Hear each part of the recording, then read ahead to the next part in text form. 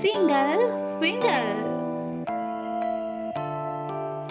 एक समय की बात है, एक बहुत ही सुंदर, घना और आकर्षक जंगल था और उस घने जंगल में सभी जानवर आपस में मिलजुल कर रहा करते थे।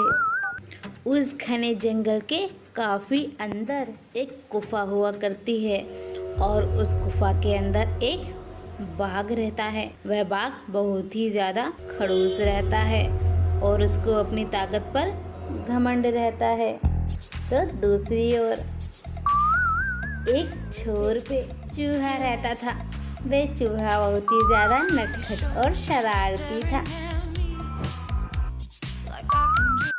बाघ प्रतिदिन भोजन करने के बाद जंगल से होता हुआ और ब्रिज को पार करता हुआ पानी पीने आता है और पानी पी लेता है। रोज की तरह आज वो फिर पानी पीने आता है। अरे, मुझे कितनी दूर पानी पीने आना पड़ता है। काश मेरे गुफा के बाहर ही कहीं पानी होता तो मैं वहीं पी लिया करता। कितना ही दूर है ये। हाय, काफी देर पानी पीने के बाद पानी पीने के तो कुछ और ही मजे हैं। आज तो मजा आ गया। भोजन भी भरपेट खाया और पानी भी खूब ही पिया। चलो अब मैं चलता हूँ, परंतु अब मुझे काफी ही थकावट लग रही है। मुझे लगता है मुझे कहीं आराम करना चाहिए। चलो कहीं मैं आराम करने के लिए देखता हूँ, शायद मुझे कहीं मिल जाए। ये अच्छी जगह है, यही आराम कर लेता हूँ कुछ देर और फिर चला जाऊंगा मैं। बाघ सो जाता है और की खर्राटे की आवाज आती है। चूहा पानी पीकर जा रहा होता है। तभी अरे, ये किसकी सोने की खर्राटे की आवाज आ रही है। चलो मैं जाकर देखता हूँ। अरे वाह वाह वाह वाह, ये तो सो रहा है। अब क्यों ना इसको परेशान किया जाए। वैसे भी मुझे कोई मिल नहीं रहा है जिसको मैं परेशान करूं। चलो इसी के साथ खेलाता हूँ। चूहे की काफी देर गुदगुदी करने के बाद बाघ की अचानक नींद खुल जाती और चूहा छुप जाता है। कौन मूर्ख है जिसने मेरी नींद खराब की। अब मैं उसको छोड़ूंगा नहीं। कौन है दुष्ट, सामने आ मेरे। डरता है क्या मेरे से? लगता कोई नहीं है, मेरा मन का वहम है। चलो मैं सो जाता हूँ, सोने का नाटक करता हूँ। देखता हूँ कौन है जो मुझे परेशान कर रहा है। अब तो वो मेरे हाथ लग ही जाएगा। चूहा दोबारा आ जाता है और वही करने लगता है। तो बाकी योजना काम आती है और वह चूहे को पकड़ लेता है। बदमाश चूहे, तेरी इतनी हिम्मत कि तू मेरी नींद में खलल डाले। अब तेरी खैर नहीं, मरने के लिए तैयार हो जा। अब मैं तुझे मारकर ही खाऊंगा, जब ही मुझे चैन मिलेगी। चूहा घबरा जाता है और वह शेर के पैरों में गिर जाता है। मुझे माफ कर दो वन राजा, मुझे क्षमा कर दो। मुझसे बहुत बड़ी भूल हो गई है। मैं आज के बाद ऐसा कभी भी नहीं करूँगा। मैं वैसे भी छोटा हूँ, उससे आपका पेट नहीं भराएगा। मैं आपके अवश्य काम आऊँगा।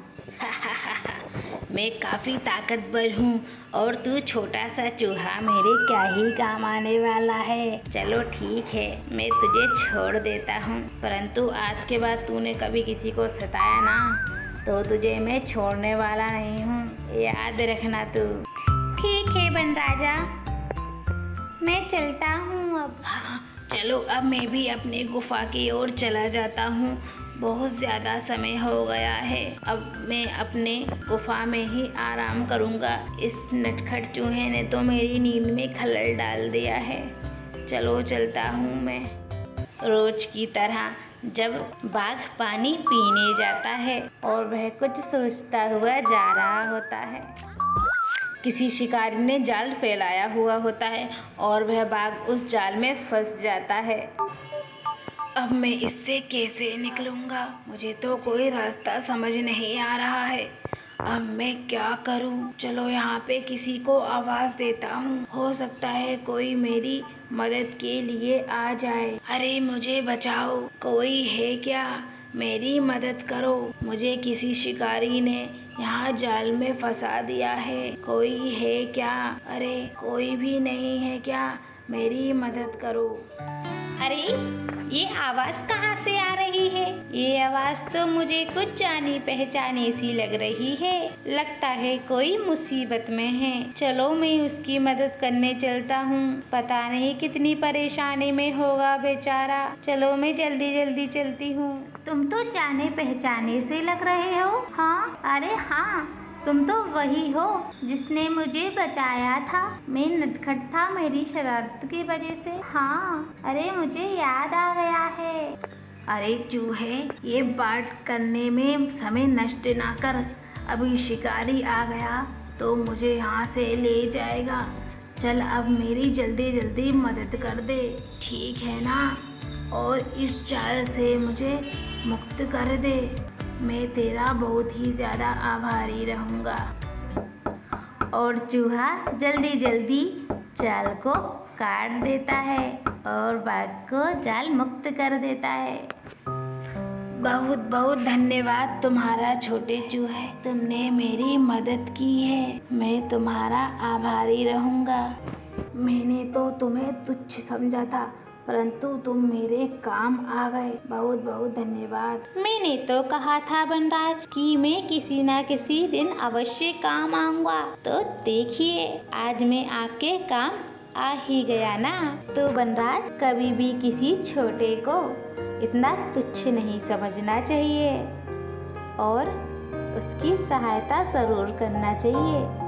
तो बच्चों, इस कहानी से हमें ये शिक्षा मिलती है कि उपकार कभी भी व्यर्थ नहीं जाता। किसी ना किसी रूप में उसका फल अवश्य ही मिलता है और बाहरी स्वरूप देखकर किसी की योग्यता का आंकलन नहीं करना चाहिए।